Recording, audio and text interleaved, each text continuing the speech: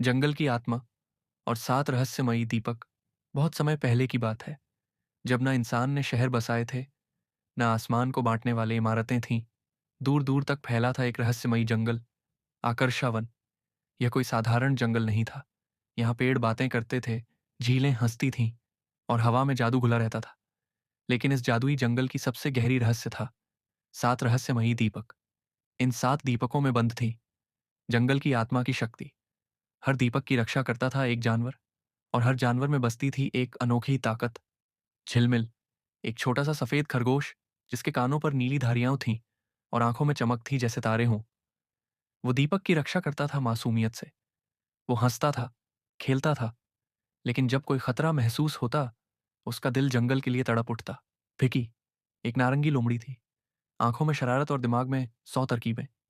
कभी वह पत्तियों में छिप जाती, कभी बादल की तरह दौड़ती। उसका दीपक चमकता था जब कोई सच्चाई को छुपाने की कोशिश करता। धर धर, विशालकाय, लेकिन सबसे शांत। वो जानता था, ताकत मारने के लिए नहीं, बचाने के लिए होती है। उसका दीपक जलता था जब जंगल को बाहरी खतरे से बचाने की जरूरत होती।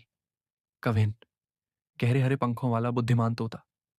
वो जंगल के कोने कोने की निगरानी करता था। उसका दीपक भविष्य को भांप लेता था और चेतावनी देता था। भीम, एक शांत मगरमच्छ जो नदी के किनारे बैठा रहता। वो बोलता कम था, लेकिन सुनता सब कुछ।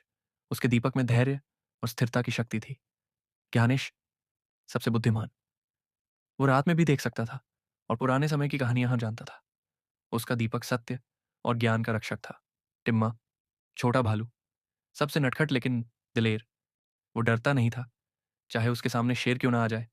उसके दीपक में थी हिम्मत की लौ। पर अच्छाई जहां होती है, वहां बुराई भी पीछे पीछे आती है। राजा वीरभद्र, एक लालची और क्रूर राजा को इन दीपकों की जानकारी मिली।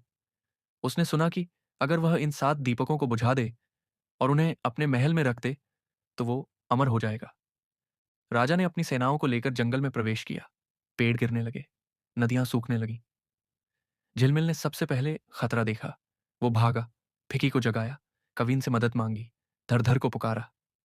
सभी जानवर इकट्ठा हुए। जंगल की आत्मा को बचाने की जिम्मेदारी अब उनके कंधों पर थी। राजा की सेना भारी थी, लेकिन जानवरों ने जंगल को अपना घर समझकर लटा। फिकी ने चालें चली, कविन ने आसमान से मार्ग दिखाया, धर ने पेड़ उखाड़कर दीवार बना दी। परंतु एक एक करके दीपक बुझने लगे। पहले टिम्मा का, फिर भीम का। जंगल अंधकारमय हो रहा था। जंगल की आत्मा मौन थी। उसकी शक्ति कमजोर हो चुकी थी। दीपक के बिना वह कुछ नहीं कर सकती थी। झिलमिल रोने लगा। मैंने सबको बचाने की कोशिश की, लेकिन मैं बहुत छोटा हूं। झिलमिल भागा, सीधा आत्मा वृक्ष की ओर। वह सबसे पुराना पेड़ था, जो जंगल की आत्मा से जुड़ा था। उसने आंखें बंद की और कहा, हे आत्मा, मैं कुछ नहीं हूं, लेकिन मैं अपना सब कुछ तुम्हें देता हूं। अगर मेरी जान से तुम्हारा दीपक जल सके, तो ले लो। आसमान में बिजली चमकी। सारे दीपक एक साथ जल उठे, पहले से भी ज्यादा तेज। आत्मा प्रकट हुई, एक चमकदार रोशनी के रूप में। उसने कहा, जिसने खुद को भुलाकर दूसरों के लिए बलिदान किया, वही मेरा सच्चा रक्षक है। झिलमिल की आंखें चमक रही थीं। अब वह सिर्फ एक खरगोश नहीं था, वह था जंगल का संरक्षक।